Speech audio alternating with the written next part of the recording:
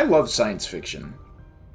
When it comes to time travel in these stories, I've always really had trouble finding any that I really liked. The problem is when you have people jumping around a timeline, especially when they're interacting with their past or future selves, I find it pretty easy to poke holes in the plot usually. Looking at you, Looper, specifically. It's just tough. It doesn't make sense. You think, oh, he went back in the past and did this, so wouldn't that have affected the future, which is him, and yada yada yada. It just easily unravels, I think. Now, 13 Sentinels, Aegis Rim, aims at tackling a very, what I would call, high fiction concept of time travel, and they crank the difficulty up to 13 because they are telling the story through the eyes of 13 unique protagonists. Now, this is a game I had never heard of that got some Game of the Year acclaim on the JRPG subreddit at the end of last year, so I picked it up on a whim. I figured these people like it, maybe I will too. I wasn't really sure what to expect. What I found was quite a crazy time travel narrative.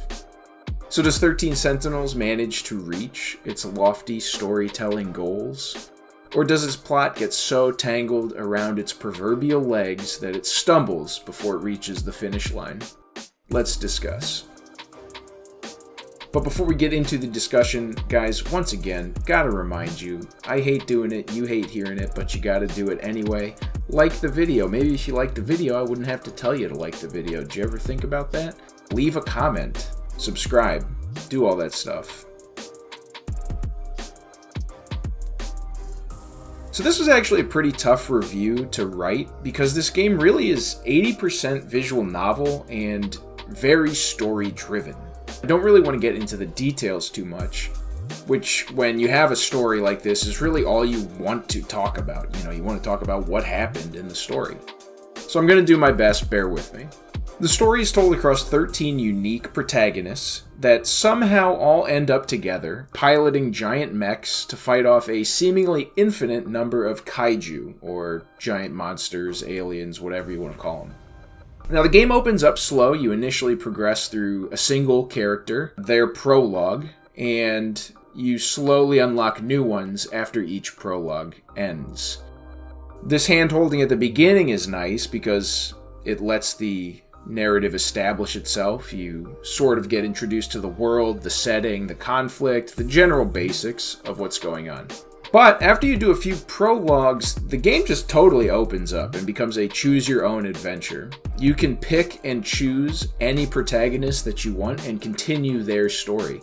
So you could finish one character's story before even starting another's. Some stories do get locked off.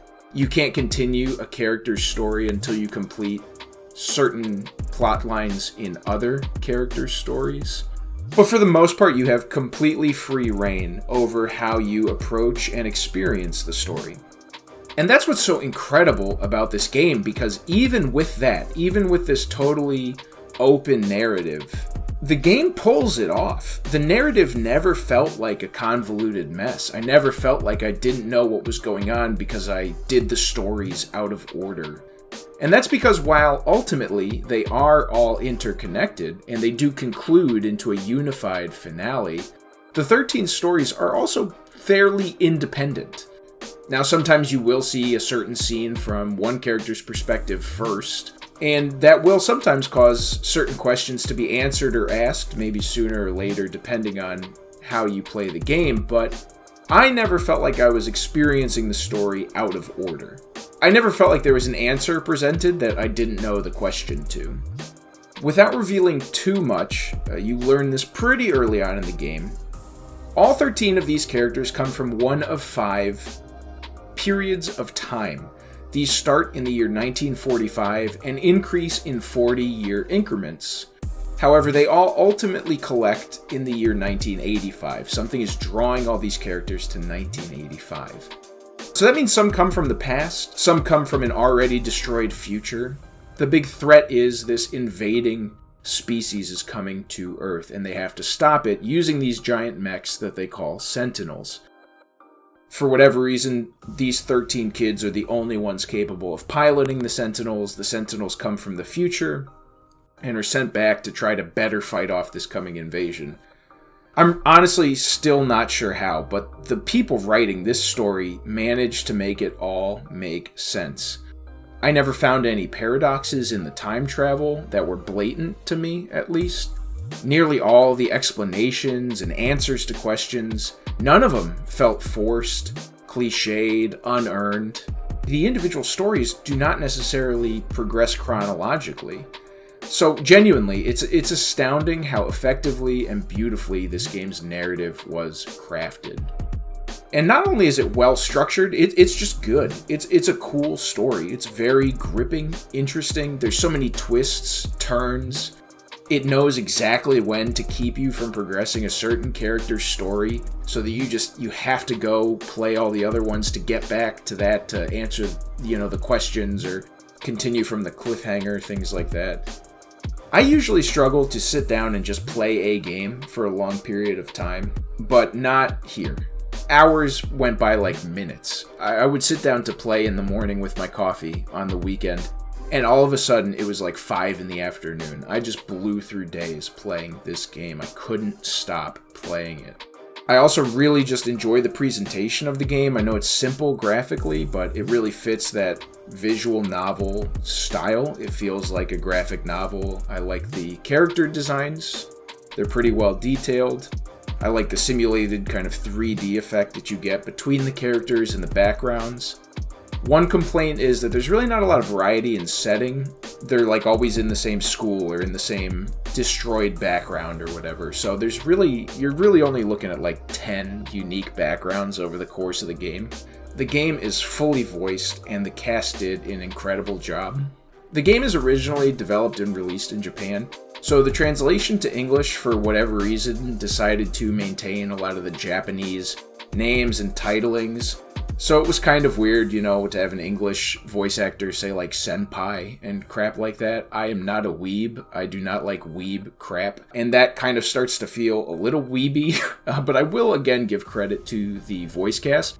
They play it straight, they deliver the lines with energy, and it really kept it serious.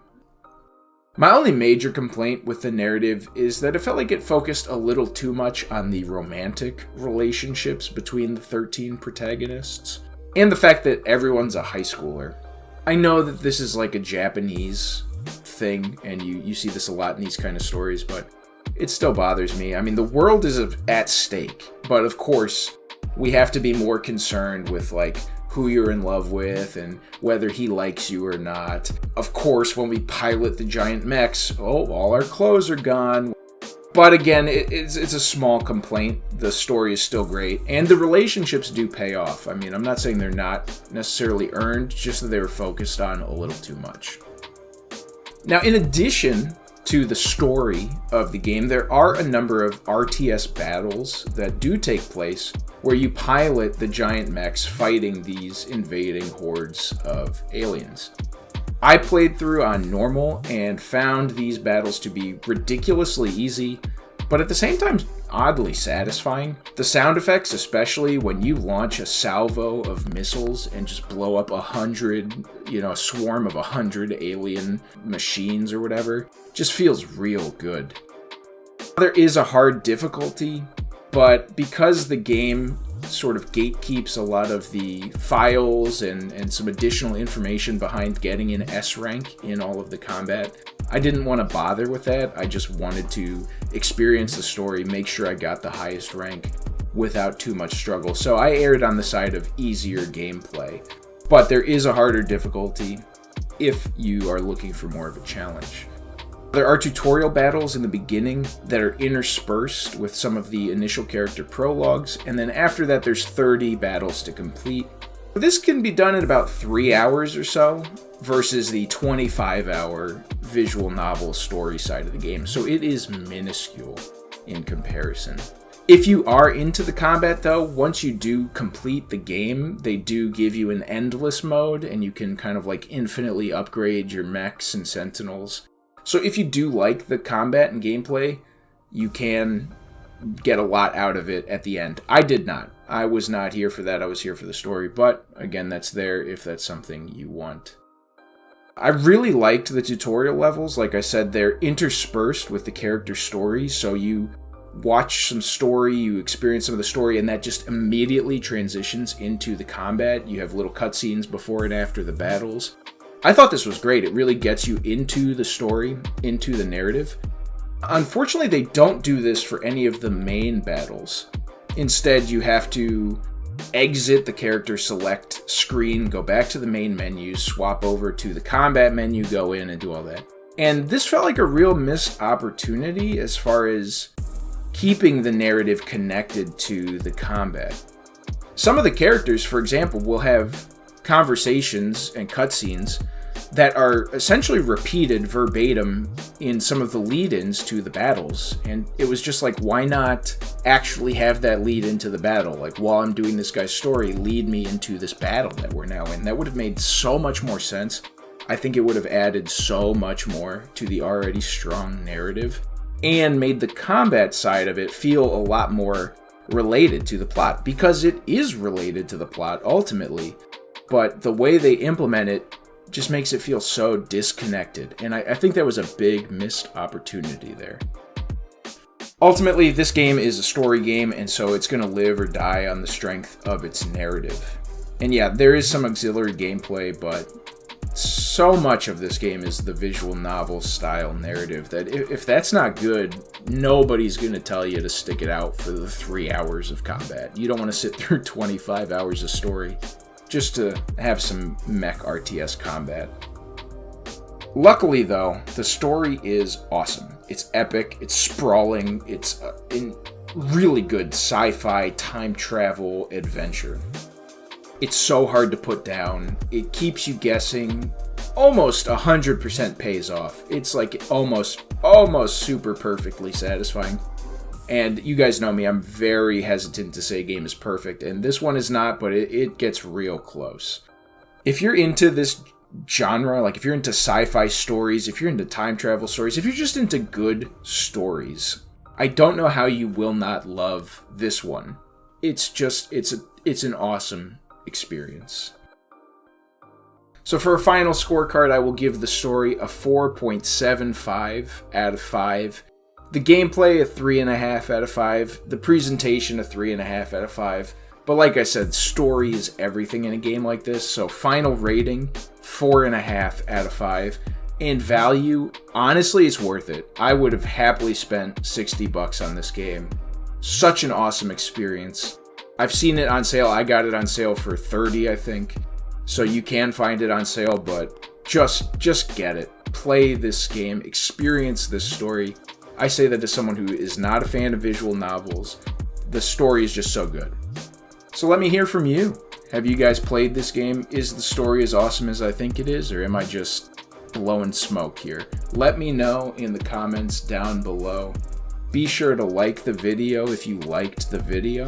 Subscribe to the channel. We got a lot of other reviews up on the channel. Thanks for watching, and I will see you guys with the next video.